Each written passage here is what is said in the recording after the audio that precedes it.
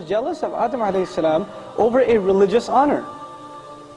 His ego manifested because he thought he was more qualified to serve Allah's deen than Adam alayhi salam. I'm more qualified in this religious capacity. And you know, this arrogance manifests itself when somebody says, I should be the president of the masjid. I'm the right MSA president. Why did they pick him? Why did they pick her for this task? Why didn't they pick me? This is a religious task. You're not going to get it. You don't get money when you become MSA president. But yet you see across this country, people fighting tooth and nail over what? Religious titles. Who's in charge of the masjid? Whose opinion should be heard? This is a disease that started where? It's pretty old. That virus started with Iblis. Right? He's also for religious authority. And this is a disease. It's at the heart of it, it is a disease. And one has to identify that disease if it exists inside themselves. You know, when the attitude seeps inside you, thank God for me, because if it wasn't for me, I don't know, these people would have been so deviant. At least I'm here to set them straight. If that's your attitude, you've got a serious problem. Because now you think the deen depends on who? On yourself. The deen doesn't need us. We need Allah's deen, but Allah's deen is in no need of us. Wallahu ghaniyun hamid. Allah is free of need. He doesn't need us. We have to humble ourselves. And this ego, again, you know, I'm talking about it in a religious context, but in another context, it even happens inside the family. If I die, who's going to take care of my family? Who's going to pay the bills?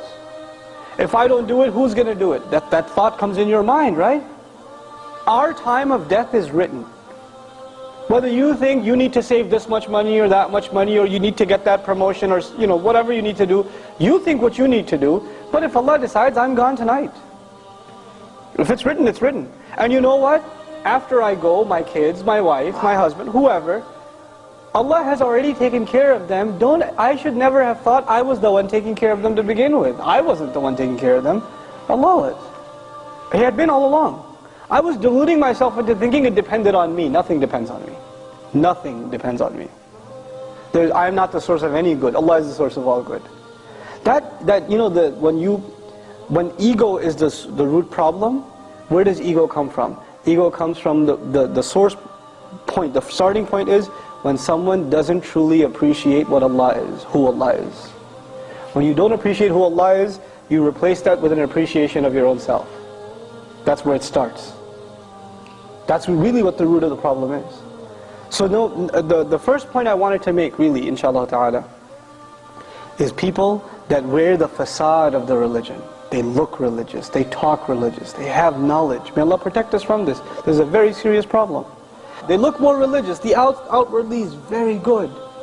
But on the inside there's an ego. On the inside there's an urge to show your supremacy. You are more righteous, you are more qualified, you are in a better position than the other. And in your heart, if you look down upon another Muslim, no matter what their condition, if you look down upon another Muslim, if you do that, then you have this thing inside your heart called kibr. Kibr, arrogance. And you know, we learn from the advice of the Prophet ﷺ that the one who has a mustard seed, which is basically you're saying an atom, that much of arrogance in their heart, what is not open to them? Jannah is not open to them. Jannah is not open to them.